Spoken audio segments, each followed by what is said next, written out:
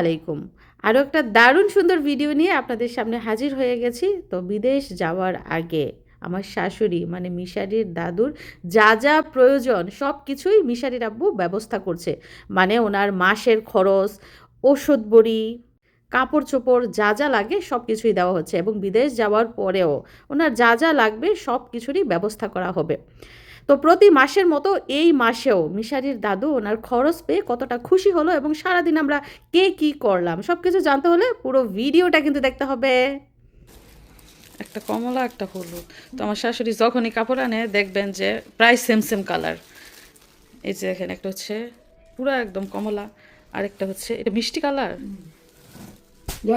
মিষ্টি কালার না তো এটা, দেখেন তো দুইটা কালার প্রায় সেম সেম না, একটা একটা অন্যরকম আনতেন পছন্দ হয় না, দুইটা কালারই পছন্দ হয়েছে। এখন যদি আপনি কাপড় পরেন তো মানুষে তো বাবু এক কাপড় প্রতিদিন পরতেছেন, কিন্তু দুইটা তো দুই রকম।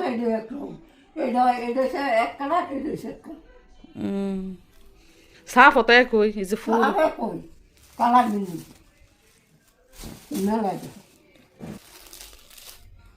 এমনি ফইরা আরাম পাইবেন, অনেক নরম কাপড়। হ্যাঁ এই যে পাতলা, আমার শাশুড়ি না এই যে ইয়ের কাপড় পরতে চায় না, মোটা কাপড়, তারপরে এই যে পাড়ের মধ্যে যদি ফুল থাকে সুতা থাকে ওইগুলা পরতে চায় না, এরকম নরম কাপড় পরতে চায়, যেগুলো পরলে শরীরে আরাম লাগে ওই কাপড়গুলা পরতে চায়। দুইটা কাপড়ের দাম হচ্ছে 2000 টাকা। তাও যদি আপনার ভাল লাগে পইরা, টাকা তো বড় কথা না, পইরা আরাম পাইলেই হয়েছে।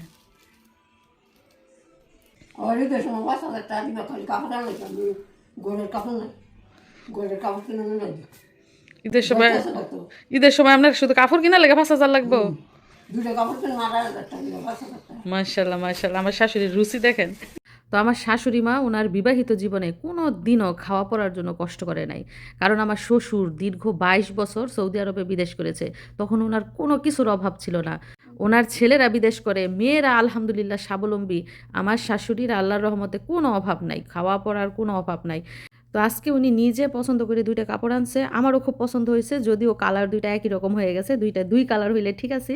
যাই হোক, তারপর কি কি ঘটে দেখতে থাকুন। মুদির বাজার পাঠানো হয়েছে একদম রিক্সা দিয়ে বাড়িতে, আমরা ফোন দিয়ে অর্ডার দিয়েছি আর বাড়িতে পাঠিয়ে দিয়েছে। তো কি কি বাজার পাঠিয়েছে একটু দেখাই। এগুলো কি?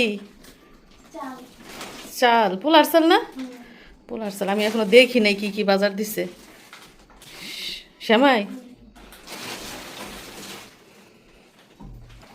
এটা কি সরিষার তেল?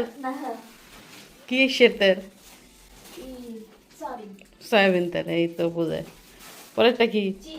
চিনি।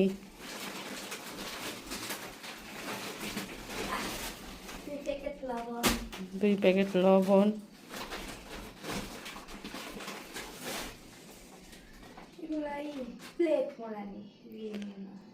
প্লেট মোড়ানির ভীম, আচ্ছা আচ্ছা, সত্যি বোঝে ভালো।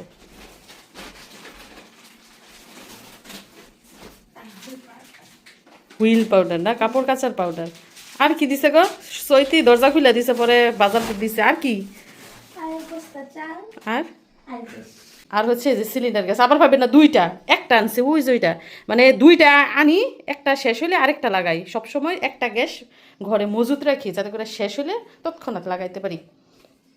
তো এই হচ্ছে আজকের মুদির বাজার। তো সপ্তাহে সপ্তাহে কিন্তু বাজার করা হয়।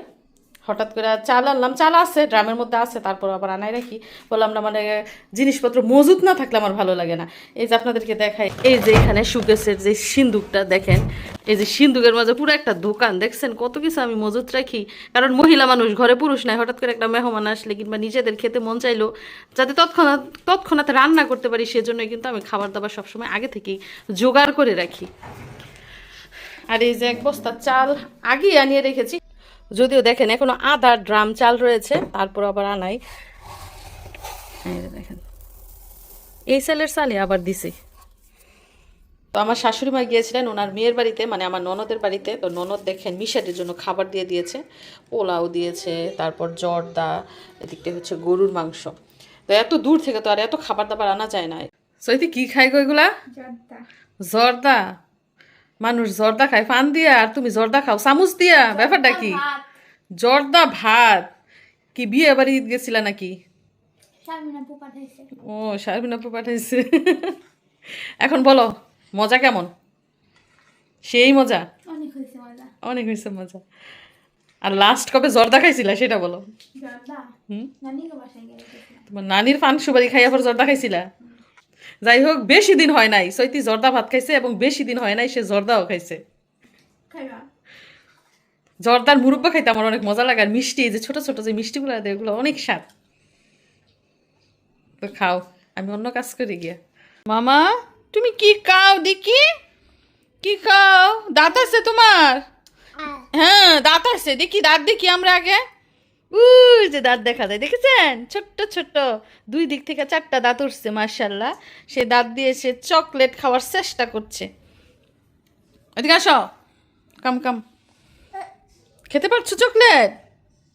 তাহলে তোমার বাবাকে ফোন দিয়ে বলতে হবে তোমার জন্য চকলেট পাঠাতে। হুম হুম। কেউ ভাইয়ের জন্য পাঠাতে হবে? হ্যাঁ, বাবাই চকলেট পাঠাবে তোমাদের 2 ভাই বোনের জন্য। ভাইয়া, হ্যাঁ ভাইয়াকে দিতে হবে, একা খেলে চলবে না। হুম।